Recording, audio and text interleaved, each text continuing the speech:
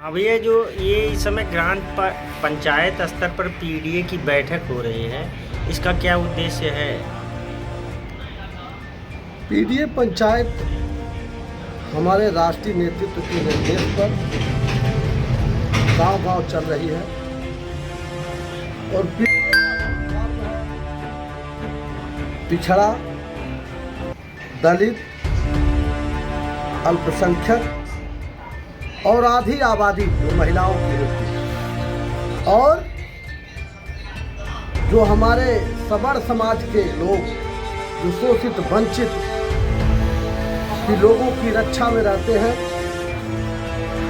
और समाजवादी से मिलान करते हैं, ऐसे सामान्य वर्ग के लोग भी जो गरीबों की मदद करते हों, न्याय की लड़ाई लड़ते हों, ये सब मिल करके पीडीए पंचायत चल रही है।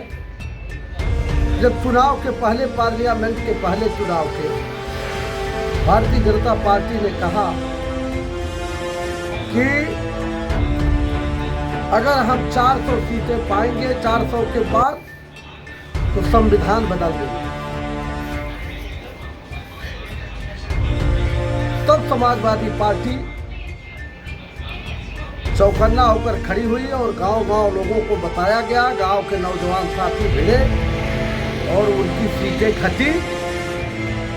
दलित, पिछड़ा,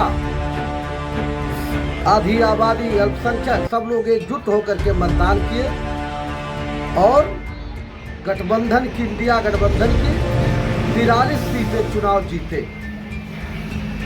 यह है पीडीए। अब पीडीए में आप कहेंगे कि चुनाव के बाद भी कार्यक्रम चल रहा है, तो चुनाव के बाद में कार्यक्रम इस रात चल रहा है कि सुगबुगाहट शुरू हुई भाजपा में कि सरकार बन गई है, अब संविधान हटाना चाहिए। जैसे ही हमारे नेता के कान में पड़ा, उन्होंने निर्णय ले लिया कि हमारे कार्यकर्ता, हमारे समाजवादी पार्टी के नेता गांव-गांव जाएंगे और पीडीए को एकत्रित करेंगे, यानी पिछड़ा को, दलित को, जो प्रभुत्ववादी ताकतें हैं उनको छोड़ करके सवर्ण समाज को,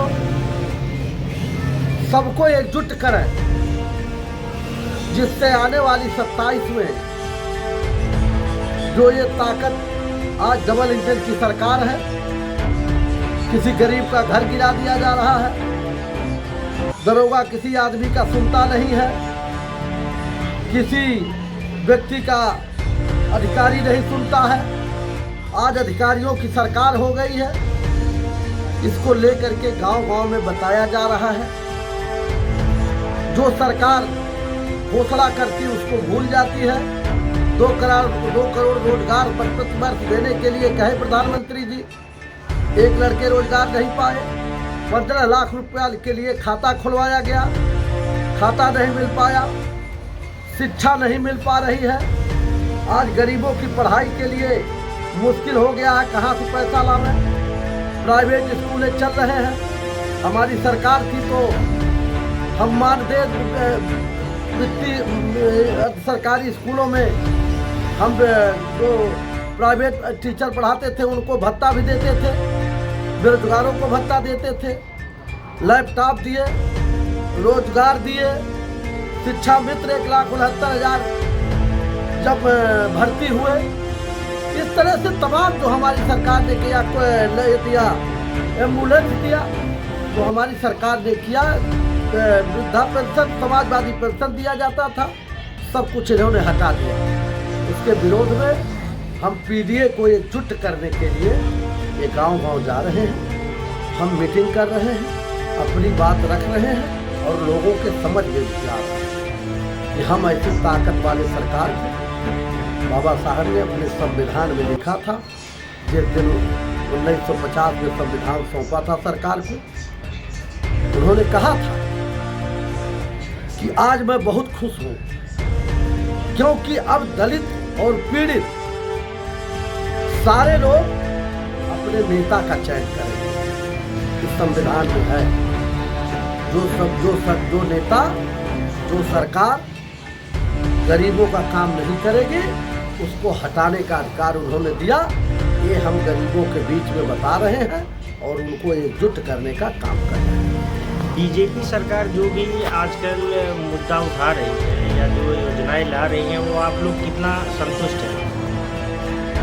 हम तो शून्य दे रहे हैं नंबर। आप बताइए, जीरो टॉलरेंस की बात करते हैं योगी बाबा।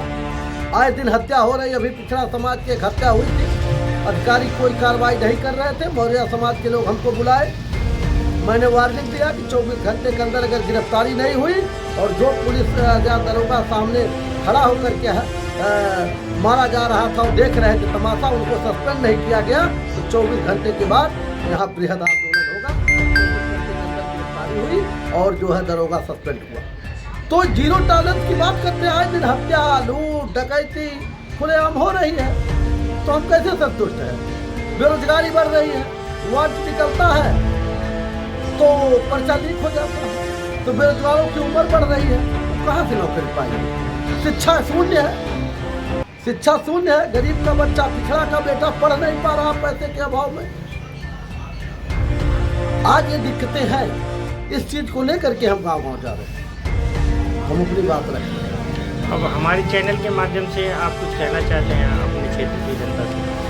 हम अपनी क्षेत्र की जनता से यही कहते हैं कि आने वाली 27 में अपनी सरकार बनावें, जो उनकी सरकार हो, जो नौजवान को नौकरी मिले, गरीबों को शिक्षा मिले, पिछड़ों दलितों को सम्मान मिले, थाने में जाए तो काम हो, तहसील में जाए तो काम हो, स्कूल में जाए तो पढ़ाई हो। ऐसी सरकार बनावे अपनी, जो नेता हमारे रहे, जैसे हमारे नेता माननीय मुलायम सिंह यादव जी थे, जैसे ही मंच पर शपथ लिए उन्होंने कहा कि दवा, पढ़ाई और सिंचाई मुफ्त होगा, मंच से ही घोषणा कर दिया। आज तो न दवा मुफ्त है, न सिंचाई मुफ्त है, न शिक्षा मुफ्त है, तीनों नहीं है। हमारी सरकार में था, वो अपनी सरकार लानी पड़ेगी, अपनी सरकार ले आवे। हमारे दलित, पिछड़ा प्रबुद्धवादी ताकतों को छोड़ करके अन्य लोग मिल करके, सारे लोग, अल्पसंख्यक सारे लोग मिल करके अपनी सरकार ले आवे और प्रदेश का विकास